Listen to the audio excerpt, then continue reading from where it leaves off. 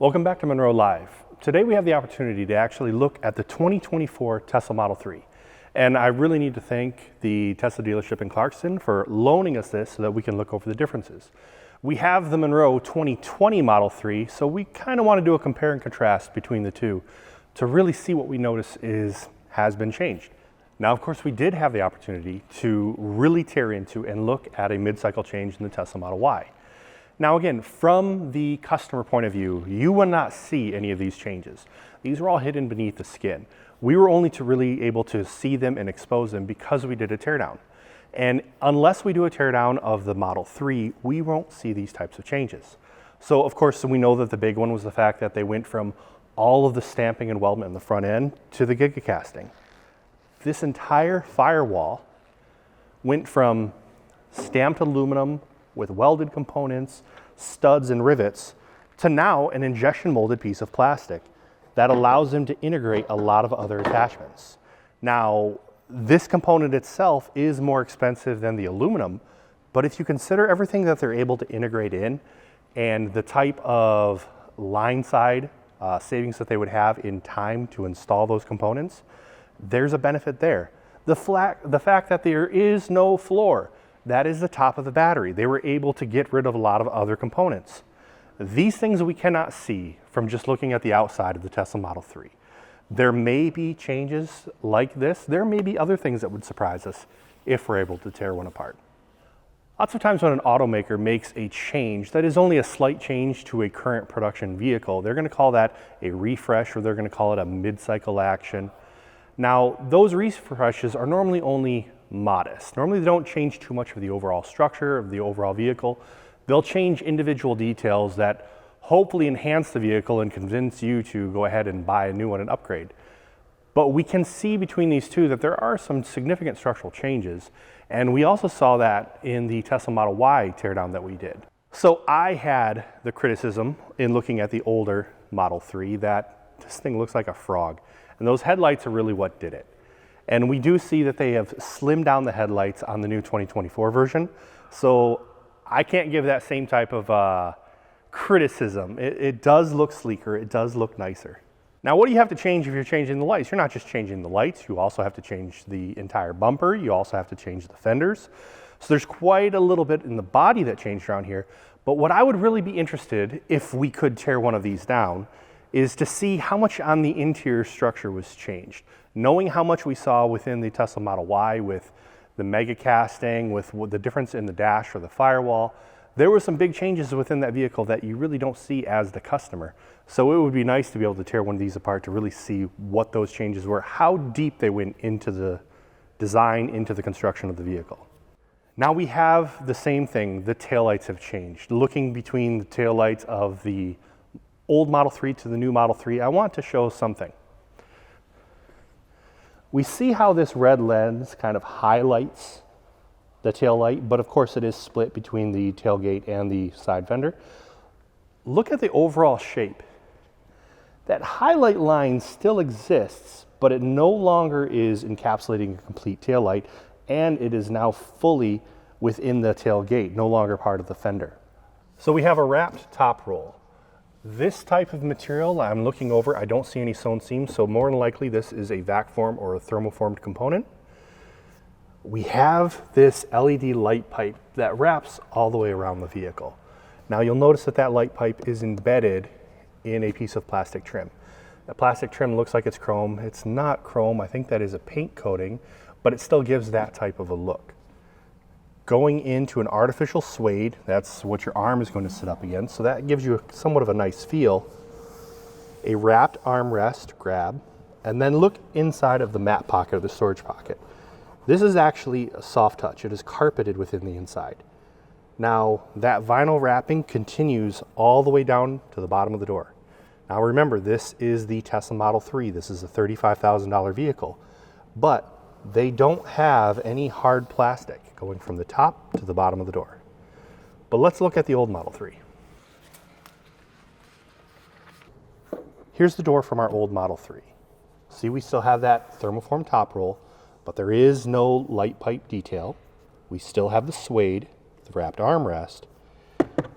it is just hard plastic inside of the mat pocket, but that is still a soft touch material to the bottom. So there are several things that they have upgraded to the new Model 3 off of this old Model 3. Mostly in decoration, the overall construction is still very similar. But because of those changes, these are still all new tools. Let's look at that instrument panel. Here you can see that light pipe detail continuing all the way across, and you can change the color of the light. The top surface is still a soft touch material, but this fabric layer is different. Now we've seen fabric before, but this is taking place of the wood grain that we saw.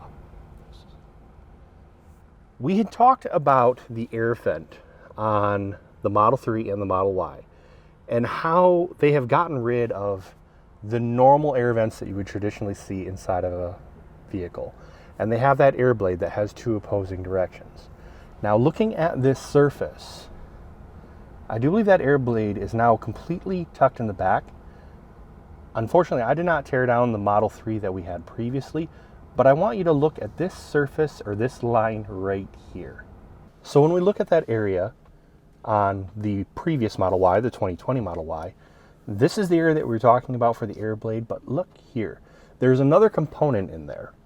Now, either they were able to eliminate, redesign how the airflow is actually working, which it would be interesting to see how the mechanism is now set up in the new Model 3.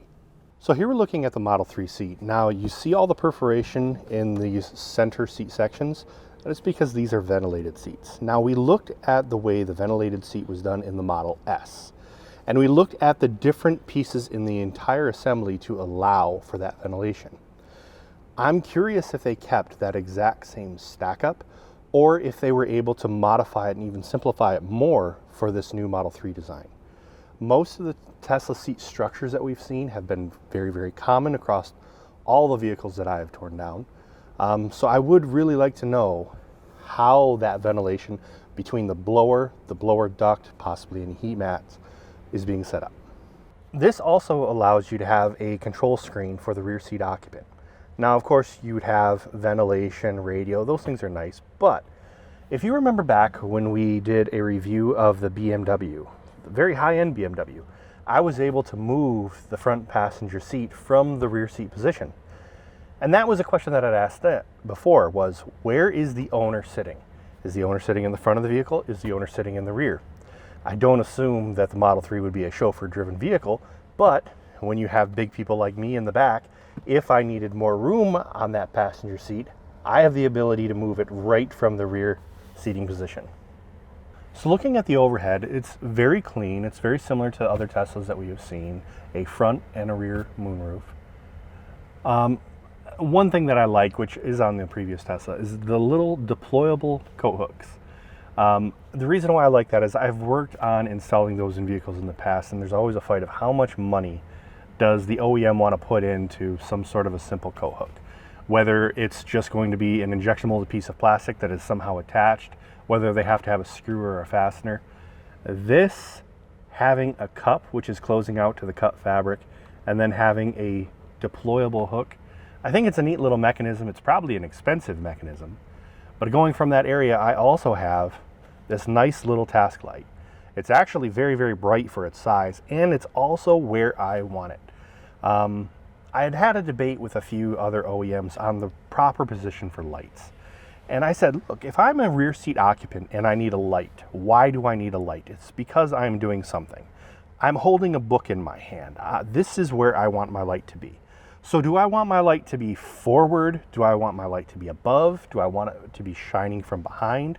So I like that there is a simple task light, very, very bright, right shining where I need it.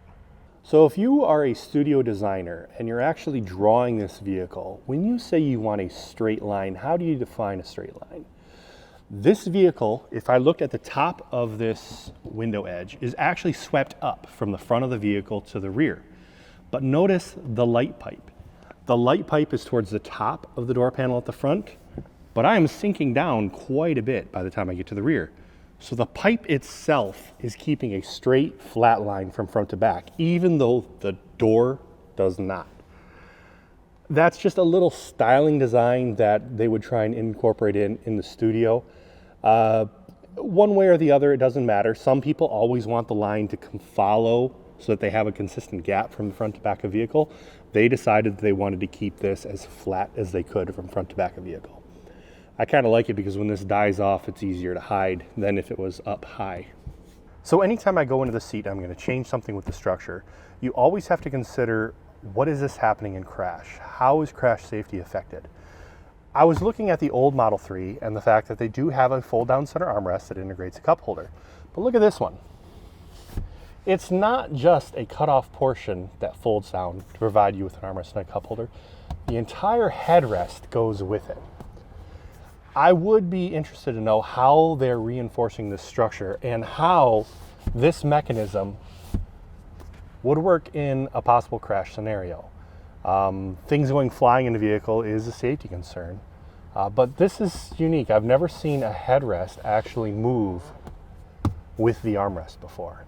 When you look at the Tesla steering wheel, this overall shape is very similar between all the wheels that we looked at, but it's not the same. You'll notice the turn signals are on the steering wheel itself. It is completely smooth back here, no stalks. So they're able to simplify, get functionality within the button banks that are in the steering wheel and eliminate the extra components. So all in all, this is a very clean look. Everything looks appealing. Everything is nice. My doors are soft touch all the way from the top to the bottom. It has a somewhat intricate center console, a nice cloth wrap on the instrument panel, but also soft touch. And again, this is $35,000. When I've criticized some of the other vehicles that we've reviewed in the past, it's normally because I'm saying $55,000 or $65,000.